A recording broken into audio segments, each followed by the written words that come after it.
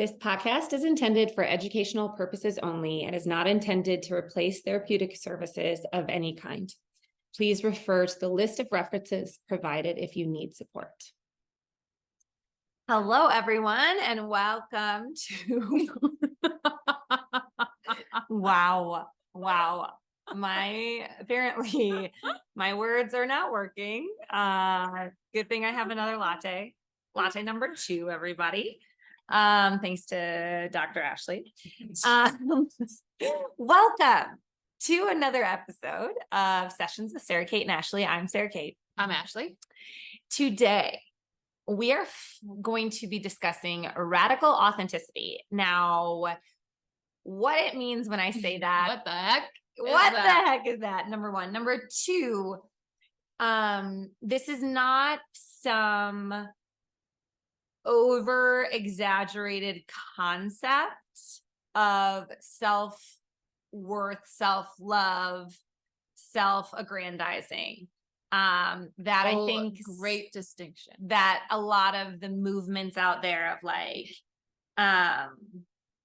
this like uber self-empowered, self-assured kind of individualistic nature of what it means to be radically you, is selling.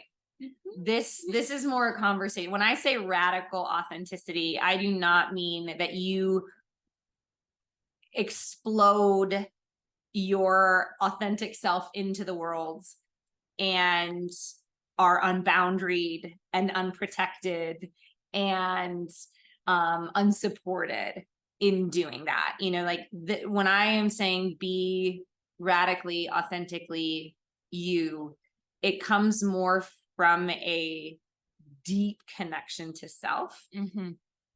And what it means then to protect, care for, and have boundaries around that. Because when you are radically authentic, there is a degree of vulnerability to you that will likely come through, and that is not for everybody, and it is not safe with everybody to be exposed and vulnerable. It's your discernment and your connection to yourself to know, is this person safe for me to be my radically authentic self, right? Like, I think that there's just there are these stories right now out there about being vulnerable and being authentic and being genuine. And that means that I share that with everybody. And like social media tells us that we share our whole lives with everybody. And I'm authentic on this platform and so on and so forth.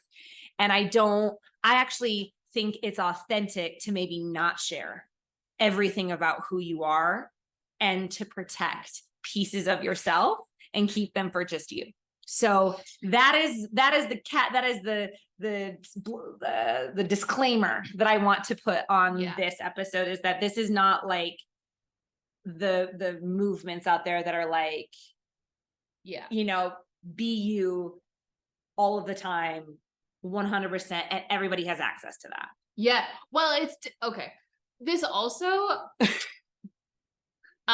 this is a little plug for our feminine and masculine episode, because this has a lot to do with this big movement of that everybody is all of a sudden all in their feminine, and we're waking up the feminine, and like, yes, the feminine is rising in a lot of us. But this is like the same thing, is it's like thrown that you are this just like vulnerable open book to everybody all of the time. And when we're talking about this, it's like, even when you are standing within your boundaries and you're honoring your boundaries and you're honoring your values of who you are, and like maybe not sharing everything with people who are unsafe, or just like throwing it out there, because we'll talk about that in a sec, but that doesn't mean that you're not being yourself. What we're saying is that to truly be who you are is to have boundaries. Yes. And to recognize that, like Sara Cate said, not everybody is a safe space to tell everything to.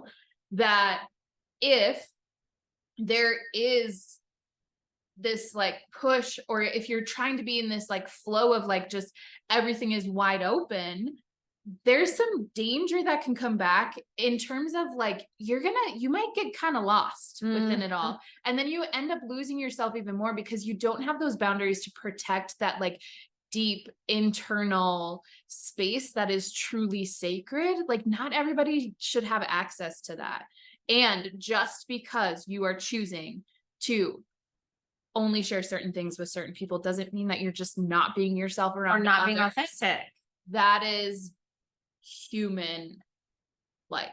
Yeah. And because I think I get so frustrated because a lot of the work that I do with my clients is so focused on them, and the conversation that Ashley and I pretty much have every session, which is returning to yourself and listening to your needs and understanding your needs in relationship to other people's needs, in relationship to how you have to be in the world. And sometimes this concept of vulnerability and authenticity has this embedded like push to mean that you have to, it still becomes performative. Yes. Like it's still this push to like share your authentic self and open your heart and all of these like kind of like blanket statements of like opening and exposing when really our essence, our hearts need support and safety and protection. And sometimes that looks like really strong boundaries, you know, and I use social media because it's kind of an easy example of this, but it's that, you know, when someone only shares their happy moments and their light moments and their positive achievements on social media, they get accused of not being authentic. When maybe what is authentic to them, because we know that's not real life. 100% of the time, it's not real life. Everybody has shit. Everyone has difficult things happening at some point. And so they get accused of not being authentic when really maybe to them, their authenticity says, when my heart is the most tender, when I am in the depths of my despair, exposing myself to the world is not safe. Yeah. So I'm going to protect that. That is their authenticity, right? But it comes with criticism and shame and judgment because we're still in this belief, this movement that we have access to everybody all of the time in their authentic, genuine, true nature. And I think we see this, I don't know, I being a part of the yoga community for as many years as I have, I've seen this where we have these like gurus and these teachers and these people who fall from grace. We see it in, you know, all of these in celebrity and in that world and fame, like these people who we think are being authentic and genuine. There's this shadow side. There's this, and that's actually their authenticity. Their authenticity is not being this enlightened being that never it falls out of alignment. Their authenticity actually holds shadow. It actually holds these unkind or you know, these like sometimes destructive qualities. Yeah. And that, you know, our authentic self just isn't necessarily our good, quote unquote, or our best, quote unquote. It's all of it. But we have to also then protect and guard that to some degree, if, you know, not necessarily like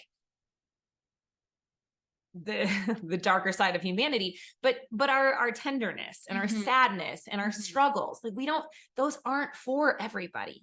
And it is not for the world to then have an opinion on, nor is it for the world to have an opinion on what it means for us to be authentic. Right. So we get to decide. Again, this is the coming back to like, you get to choose what it means to be your authentic self. And why we used the word radical to some degree is because that means that you might choose to heavily protect your most authentic self from maybe most of the world. And that's something radical right now in this time where we're just being asked to like make it rain with our authenticity. Make it rain. So everybody gets to see everything all of the time. So I you know, in my line of work, I work with a lot of female identifying clients who are trying to get in touch with pleasure in terms of like just general pleasure, daily pleasure, but also sexually. And where I see a lot, they come in with this,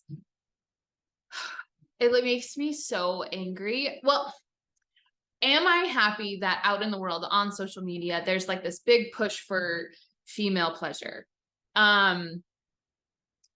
And it's like all of these things in your face of like, okay, here's how to have a mind-blowing orgasm every single time. And here's how to have like the most pleasure from sex. And then like, if your partner isn't doing this, like fuck them and like, you know, blah, blah, blah, blah. Get a different one. Yeah. Like all of these things are like thrown in your face for how you should be. And then what they're saying is like to truly be like in your power and in your like sexual expression and your sexual experience, and to like be in this like feminine like bliss is to have to do all of that. When in reality, all that does is it puts more pressure on everybody. Mm-hmm. It becomes, like Sara Cate said, then performative, because you hear these things. Oh, I'm supposed to be like having this every single time. If I'm entering into a sexual activity, I'm supposed to be having this experience every single time. And now I have completely gone the other direction. Instead of moving towards like, what do I actually like? What do I actually want? What do I actually want to experience? Because I know this isn't a conversation about sexual pleasure, but it's authentic pleasure. Yes, but like to you. Yes, but like news flash, like you don't always have to have an orgasm to have a really lovely sexual experience. And that is the truth. There are so many other reasons why we engage in sexual activity. And if you orgasm, that's a bonus. If you want to orgasm, great, let's talk about it. But to push all of this narrative on like, you have to be in this spot and just like explosive with all of these things, it takes away, what it does is it puts like society's wants, desires, what is cool, what is the trendy thing onto your desires and wants. And you just erases everything that you actually want. And yeah, so I mean, it is one of the things that frustrates me the most is what we do. And unfortunately, I think that this is put more often on vulva owners to be like their radical, authentic selves. And then telling them how to do that instead of helping them like discover it within themselves. Exactly. It's like nobody's really doing this for people who have a penis, right? It's always like the people who have a vulva that are like, well, here's how you be your authentic self. Here's how, instead of peeling back all of that and helping them find that path to themselves, because that includes the light, the fun, the funny, the joy. And it also includes those other parts that are more tender and more vulnerable. And not everybody deserves to have access to that part of you. Like your internal space is so, so, so sacred. And that's not for everybody. Right. And like, to Ashley's point, if you have not had the chance or the support to explore what it means, you know, she was talking in regards to like people feeling pleasure in their bodies.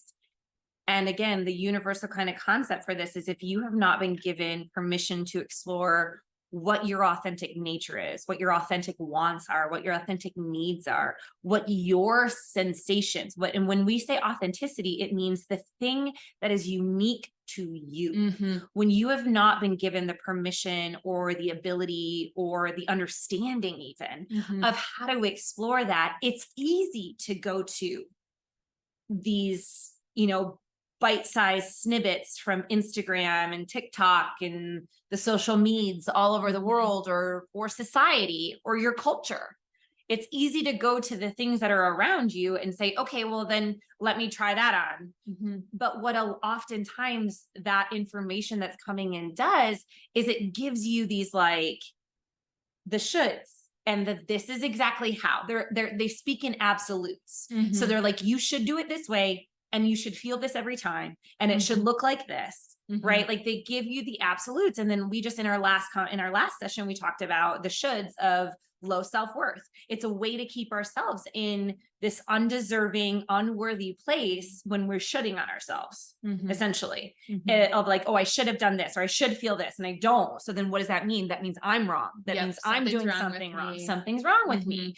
And so then we're not actually letting that authentic self come through. We're not letting, hey, when I do this, I don't actually like how it feels. And I know that's the norm, except for me, I end up in a place I don't want to be. Like, and this, a really easy example of this is diet culture, and how you have keto, and you have Atkins, and you have intermittent fasting, and you have all of these people out there selling you some sort of conversation about how your body should be and what you should do. And, working predominantly with female identifying people, diet culture is a conversation to us, because for me and my clients all of the time, because they're constantly being, women have been just so shamed out of their bodies. And so we're always adjusting them, and and really what I try to bring them back to is, and how does that feel when you do that? Does your body feel nourished? Like, yes, they might be selling you on the story of this, but your body is yours. It is uniquely yours, and it is not going to fit in every box. And it is not your blood type, the way that you metabolize, your hormones, all of these things are yours. And some book and some, diet guru out there cannot tell you specifically, unless they work with you specifically and they understand and watch your rhythms and do panels of lab work and those kinds of things, to know how you actually need to be fed and supported and cared for in the way of your nutrition, even how you move your body. Ashley and I were actually just talking about this. Like, she was like, oh God, I did a workout at 4 p.m. And I was like, oh, was it like running through mud? Because, and yes, it was, because like I am a person, my body functions in the morning. I am up at really early, which, bless my partner's heart, it's not the quality that you probably mark as the best that I have. But I'm up, I'm an early riser. And so I am bright. My brain is bright. It is sharp. By about 4 p.m., my body slows down, my brain slows down. And for a long time, I would really struggle with that, because I would over caffeinate myself in the afternoon to push through. And what I've started to listen to is like, no, like, just for me, I stack my mornings, because that is when my energy is the best and I am most present. And then I give myself more of the permission to move slow into the afternoon and evening. And that is, and people are different. I have so many clients who are night owls, right? They're their most creative and they're most vibrant until like midnight, 1, 2 o'clock in the morning. Right. And so then they have to learn how to adjust their rhythms. And that isn't a conversation about being good or bad. It's about a conversation about what authentically works for me and how I listen to my body. But the problem is we just have all of these books and people trying to sell things. And I think what I come back to in that is like, yes, some of those things might work for you. You just have to cycle it through your system, your discernment, your knowing to say, does that resonate? Do I feel that kind of like, oh, this is my language. Like, I'm understanding this. Like, this is how I've intuitively felt. Or is it kind of like you're trying to push a boulder uphill, dragging a ton of bricks? Like, does it feel, because like sometimes we have to go, this just isn't for me. And that's okay. It doesn't, again, mean you're broken or you're wrong, or it's just that when it comes to our authenticity, it is deeply connected to our inner being. And sometimes that means being really open. And sometimes that means being really reclusive and like tucked into your safe bubble. And that's your authenticity in that moment. But it isn't like doing everything everybody says all of the time and exposing yourself. Yeah. And it's exhausting to try to be in that all the time too, right? Like, if you are constantly trying to keep up with what everybody is saying that this certain experience should be like, or what you should be doing in this certain experience, what you should be saying, being, whatever. How exhausting to not be able to just let parts of you rest. I mean, like rest is like a whole huge conversation, and you know, it could be a whole episode about like rest, but we, you know, there are different kinds of rest that can be supportive. And unfortunately, in also this culture, like rest often equals lazy to a lot of people, where that is like so far from the truth. And like what Sara Cate said, like what she's talking about is she's giving herself rest when her body needs the rest. She is active when she knows that she can be more full in what she's doing. And she knows when her body needs rest. She knows when her heart space needs rest. And that Sometimes. well, it's the process, right? Like we all, so like, okay, but so going off of that, right? Like this whole thing of like, we're talking about how we can adjust and how we have found some things like from our personal experience that help us. Like, I know that I just like don't feel awesome when I work out in the afternoon. I like told the coach yesterday, I was like, I feel like I was moving in slow motion and nothing was happening.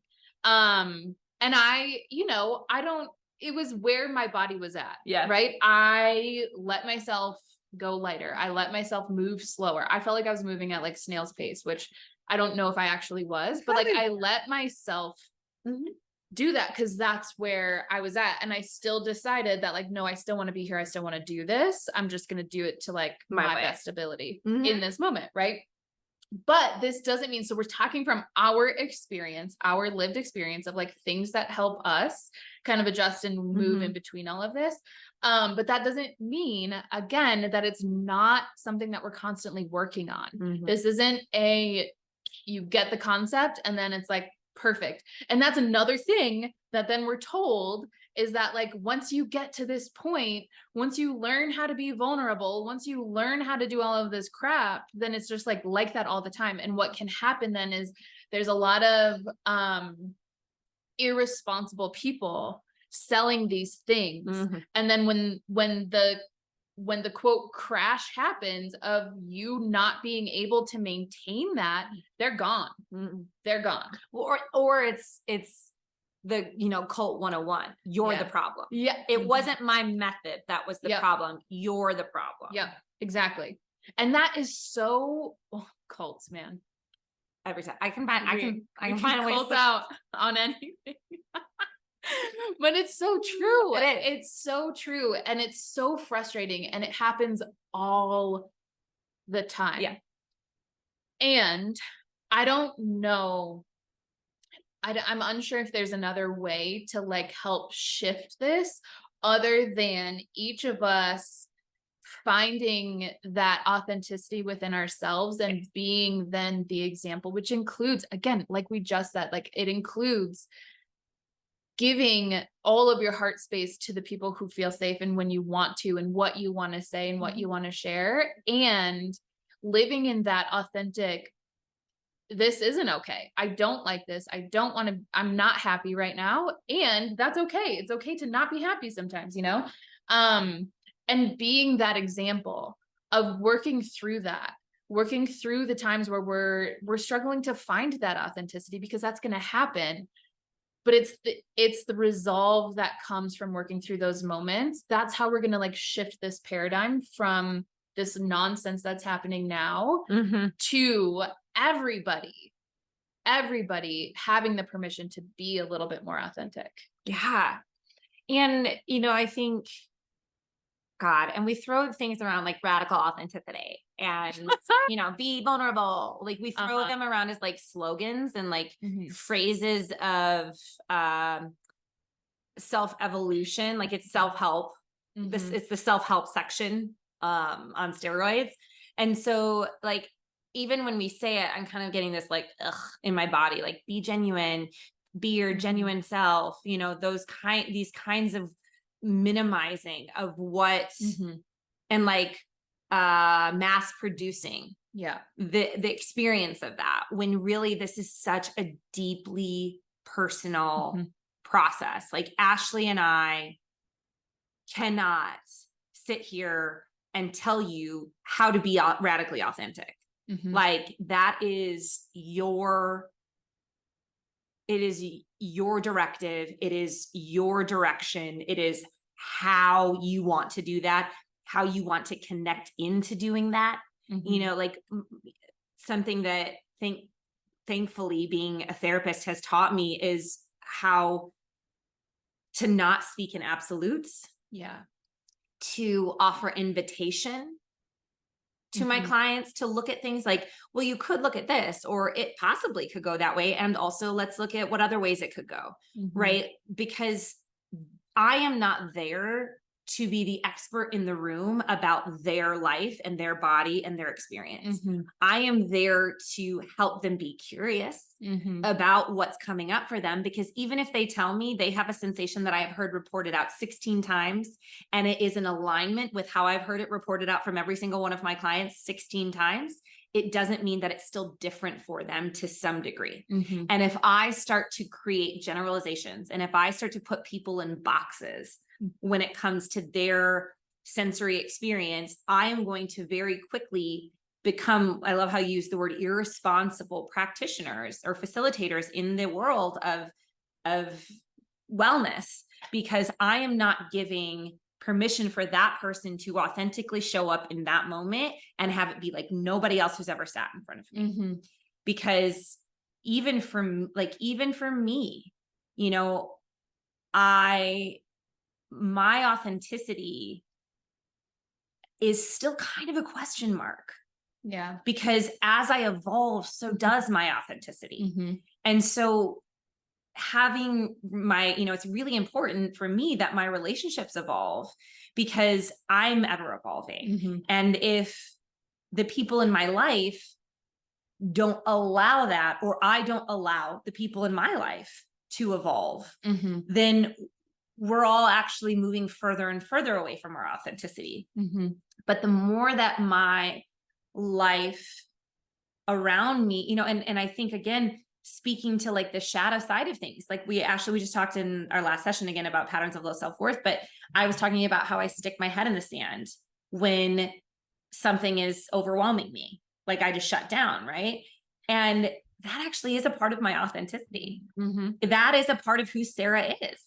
I have learned how it's a learned mechanism, but like to some degree, it's not one that's super supportive of my expansion. Yeah. But it's authentically mine. And so, and if I start to own it, then I can start to change it.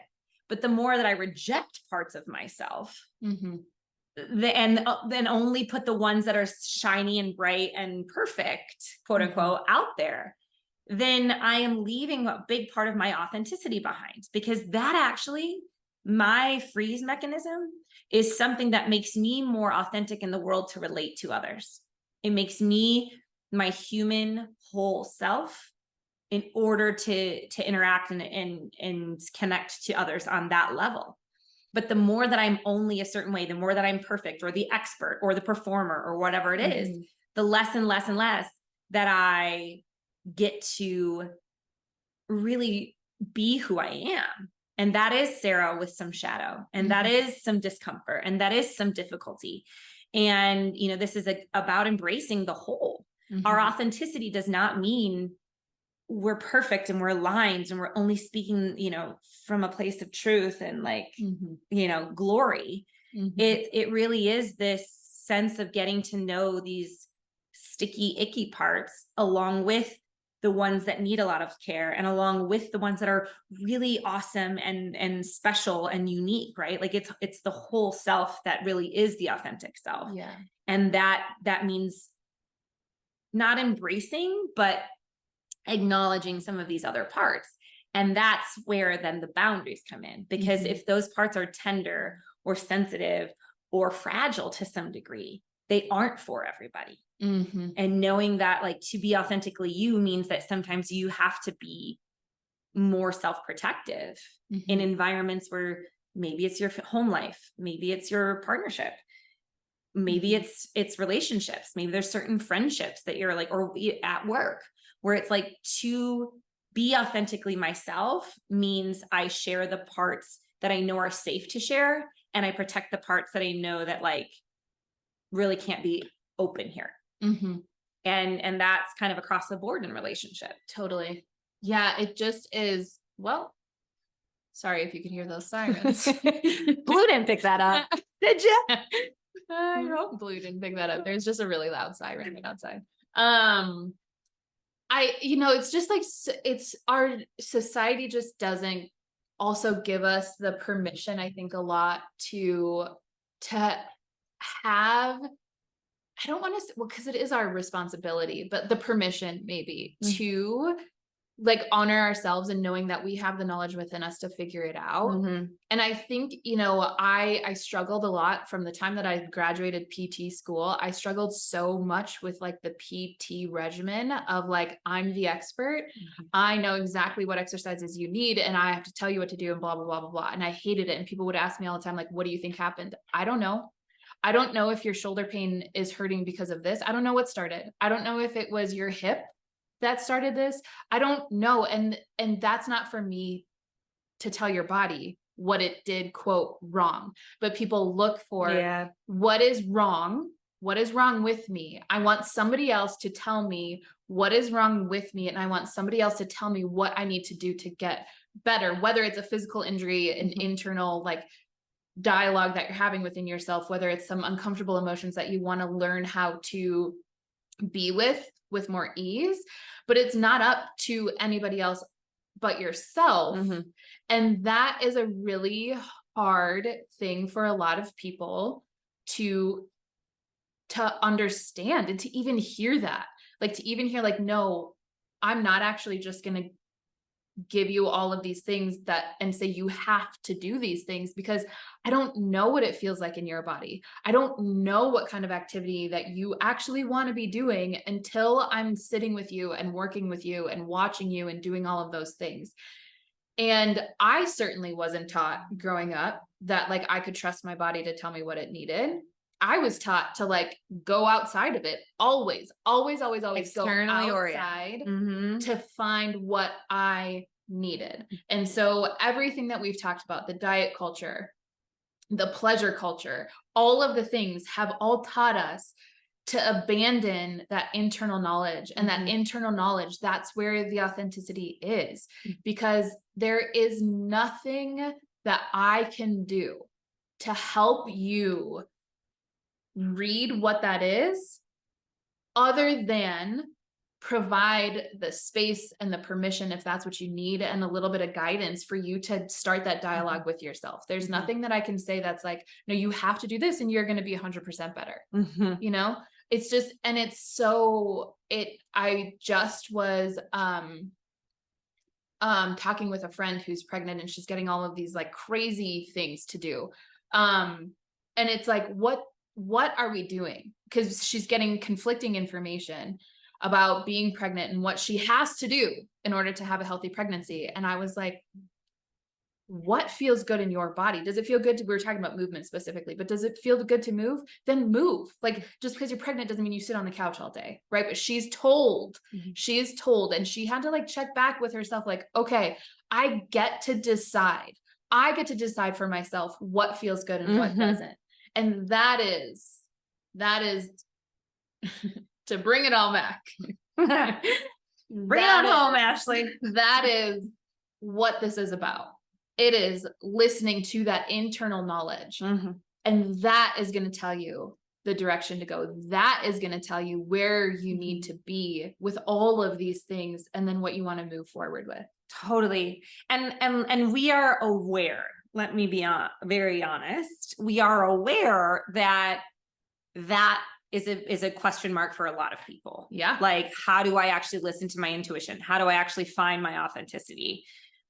Which definitely is a conversation for another time. However, the simple things that Ashley was kind of touching on is, what do I feel? and feel is, very elusive to some degree of like, you can go into like a sensation, you can go into an emotion, channel, you can go into a thinking channel around like, what am I feeling right now? And it's a loaded question. However, the easiest way to kind of start playing around with that is just to notice in this moment, do I feel like I want to sit here? Do I feel like I want to get up? Do I feel like I want to take a drink of water? Do I feel like I want to take a drink of coffee? Like, look at two things in your environment right now. And maybe after you listen to this podcast, it's, do I feel like I need to go do the dishes, or do I feel like I need to sit down and write that report? Right? Like, simple, it's A/B choice. This is a big part of the trauma sensitive yoga theory and practice, is to create small inquiries, only two choices, A, B, to help develop the muscle that we all have been historically underutilizing, because we were taught to, like Ashley said, we externally orient, which is something we've talked about before, looking to the outside world to give us the information. We've talked about that trust muscle too. Like, your body isn't going to give you the big answers if you're unwilling to let it tell you if you want the coffee or the water. Exactly. So we have to start so small, and it can literally be like, do I want to send that text message? Do I want to write that email? I mean, go minute, mundane. It doesn't have to be big, extravagant life choices. It can just be simple little mediocre tasks that help you start to listen. Because what might happen is you drink this sip of coffee and you're like, ah, shit, I should have had the water. Okay, fine. How do you know that you should have had the water? Oh yeah, I'm actually realizing that extra coffee kind of upset my stomach. So next time, try the water. It's a trial and error. It's a practice. And yes, yeah, okay, and then we're like, will it get us to the road of authenticity? Sure as shit will. Because the more that you feel discomfort in your body, you'll start to do different things, and you'll orient to how those things that you were doing aren't actually supporting you feeling the way that you want to feel. Right. It is these small micro adjustments that turn into a macro change. But we just have to start to give these little teeny tiny choices. So that start there. That's a practical kind of tool to put into place. And it'll be so interesting to see how many times you're like, oh shit, should have done the other one. Or, oh yeah, no, that was the right choice. Right. And you'll start to learn what your body wants, needs at the time of day, the time of season, and see, give yourself some of that exploration time. Because your authenticity cannot be distilled into a book or a practice or a technique or a theory. As much as we want generalizations, it doesn't exist internally. Our system might need something different today than it does tomorrow. What is authentic to me today might be very different tomorrow. So radical authenticity does not mean to expose yourself intensely into the world all of the time. Your discernment, being radically authentic, means that you decide to turn within and potentially not listen to the majority of voices that are outside of you telling you what that means for you. And if you need support, that's what we're here for. We are. And we just we feel so deeply about this. And so that's where you reach out for support. We have the resources listed. Share this with your friends. Subscribe. What? I'm trying to say subscribe. Oh my God. This is gonna be a long day. It's gonna be a long day. Subscribe, like, share with your friends, write us a review.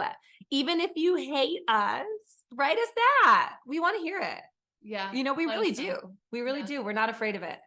We're here for the conversations. We're here for the conversations. So like, subscribe, share. We love you guys. Thanks for hanging in. We'll see you next time.